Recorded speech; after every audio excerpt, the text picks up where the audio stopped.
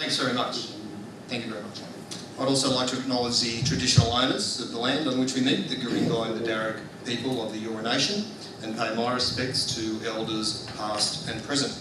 These are and always will be Aboriginal lands. I'd also like to acknowledge the Pennant Hills Trust for staging this event tonight. Thank you very much. I'd also like to thank my fellow candidates for coming tonight. Can you hear me okay? Sorry. Yes. For coming tonight. But most of all, I want to thank you guys all for being here. It means that you're engaged, you care about Hornsby, and that you want answers. It also means that you want to know about me, my values, and what I care about. You want to know why I'm running. The truth is, I'm a lot like you. I've lived in Mount Colah for 25 years, which was once voted Sydney's best suburb. And I recently celebrated 25 years of marriage to my beautiful wife, Alison, over there as well. And together we chose to make a life here.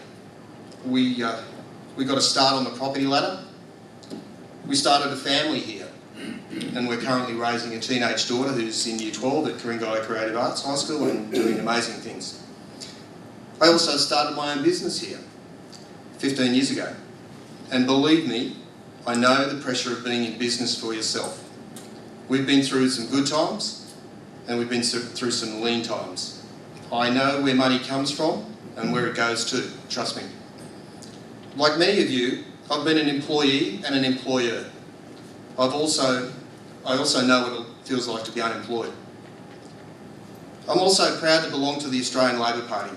And for anybody that doesn't know me, I'm a non-factional, non-unionised member of the party. I never have been and I never will be. And I'm proud to belong to that party which has delivered so many great reforms to our country. It's made us the nation that we are today. Medicare, the aged pension, compulsory superannuation, economic deregulation with fairness, a floating exchange rate, Indigenous land rights, and delivering an apology to the stolen generations. This is the party of Curtin, Whitlam, Hawke, Keating, Rann and Carr.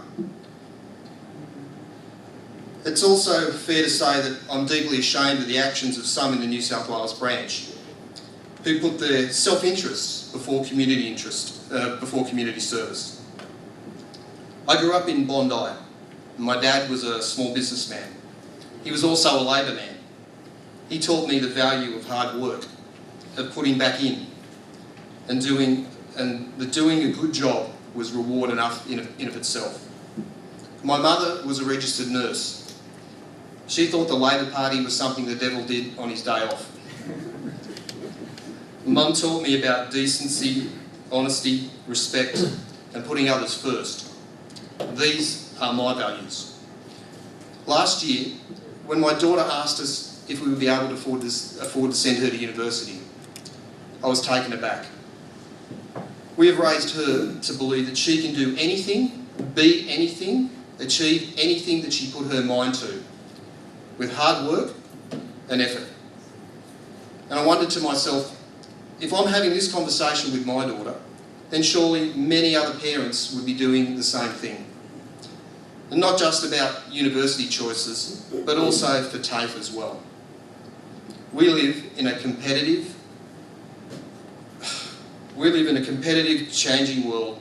The modern workplace demands flexibility and adaptability. The opportunity to retrain and reskill is vital. What this Liberal government is doing to our education system isn't reform. It's economic and generational vandalism. They promised to set a new standard in accountability and integrity, and look where they are now. How many Liberal MPs had to front the ICAC? How many had to resign in disgrace, including a Premier shamefully exposed as a liar? This is the party that loves to talk about responsibility. Well, they've been responsible for plenty. Massive cuts to health and education, cuts to workers' compensation, cuts to aged care and community care, cuts to spectacle replacements for pensioners, for goodness sake. They're responsible for the 1050 laws that are decimating our beautiful suburb. They are responsible for letting shooters into our national parks. they are responsible for the tidal wave of overdevelopment about to sweep over Hornsby. And they are responsible for the failure to invest in the infrastructure needed to meet this growing demand. And perhaps most shamefully of all, they will be responsible for the inevitable deaths that will result from the unfiltered, toxic and dangerous pollution from the North Connects road tunnel. When people ask me or say to me, Steve, it must be hard to run in a seat like Hornsby, I say no, it's actually not. It's much harder for me to be at a local train station without a lift for a mum or a dad with a pram, or watching a pensioner with a walking frame as she tries to negotiate the dozens of stairs up and down just to go about her daily business. Or drive past a pensioner or a mum waiting for a bus at an uncovered bus stop with rain coming down or the blazing sun. It's very hard to listen to a young TAFE student. She's crying as she tells you how her hopes and dreams have been crushed by the Liberals' TAFE cuts and massive fee increases. Labor will change this. And of course, this is the government that wants to privatise our electricity assets. Labor will oppose this. We are the party that believes in universal access to affordable health and education, and that we are better united and striving together rather than fractured and divided. The modern Liberal Party believes that we are better off without government in our lives, and this virus now extends through every level of government. Has anyone been to a Hornsby Council meeting lately? I have. Good heavens.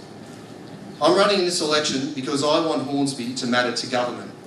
Just like many of you, I am fed up with Hornsby being one of those seats that one side thinks it can never lose and the other side thinks it can never win.